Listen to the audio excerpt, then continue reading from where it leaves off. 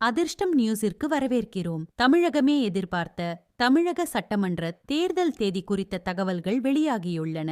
இன்று பி.எல். சந்தோஷ் அவர்கள் பாஜக பொறுப்பாளர்களை அழைத்து பேசினார். அதில் பல முக்கிய அறிவுரைகளை வழங்கியுள்ளார். தற்போது தேர்தல் ஆணையம் யார் கட்டுப்பாட்டில் இருக்கிறது என்று நாம் சொல்லித் தெரிய வேண்டியதில்லை. ஒவ்வொரு மாநிலத்திலும் எப்போது தேர்தல் நடத்த வேண்டும் என்பது பாஜகதான் முடிவு செய்யும். பி.எல்.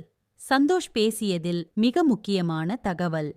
தேர்தல் மே மாதம் வரும் என்று நினைக்க வேண்டாம். ஏப்ரல் 2வது வாரத்திலேயே தேர்தல் வரப்போகிறது என்று கூறியுள்ளார். ஏப்ரல் 2வது வாரம் என்றால் இன்னும் 20 நாட்களில் தேர்தல் ஆணையம் தனது பணிகளை தொடங்கும். இதன் காரணமாக தமிழகத்தின் பொறுப்பு டிஜிபி உட்பட பல உயரதிகாரிகள் மாற்றப்படுவார்கள். இது திமுகவிற்கு ஒரு பெரிய நெருக்கடியாக அமையும்.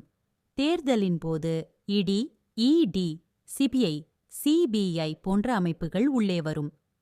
முன்னாள் அமைச்சர் நேரு அவர்களின் வழக்குகளில் கூட புதிய டிஜிபி வந்தால் எஃப்ஐஆர் போட்டுவிடுவார் என்று பி.எல். சந்தோஷ் பேசியுள்ளார். பி.எல். சந்தோஷ் பேசிய இந்த தகவல் வெளியானவுடன் அறிவாலயத்தில் உள்ள தலைவர்கள் அனைவரும் உஷாராகிவிட்டனர். முன்னதாக தேர்தல் ஏப்ரல் இறுதியில் வரும் என்று எதிர்பார்க்கப்பட்டது.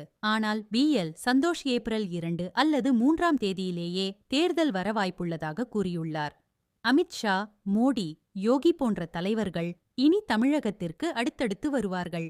திமுகவின் பணபலத்திற்கு வேட்டு வைக்க பாஜக திட்டமிட்டுள்ளது. ஜனநாயகன் திரைப்படம் இன்னும் 20 நாட்களில் வெளியாகலாம் என்று எதிர்பார்க்கப்படும் வேளையில் அதற்குள் தேர்தல் அறிவிப்பு வந்தால் அந்த படமும் வெளிவராது. தேர்தல் ஆணையம் தமிழகத்தின் பொறுப்பை கையில் எடுக்கும்போது திமுகவிற்கு பல சிக்கல்கள் உருவாகும். பி.எல். சந்தோஷ் ஒரு மூடிய அறைக்குள் பேசிய இந்த விஷயங்கள் தற்போது அரசியல் வட்டாரத்தில் பெரும் பரபரப்பை ஏற்படுத்தியுள்ளது. பழனிசாமி ஏற்கனவே வேட்பாளர் பட்டியலை தயார் செய்துவிட்டாராம். எனவே திமுகவும் இனி வேகமெடுக்க வேண்டும்.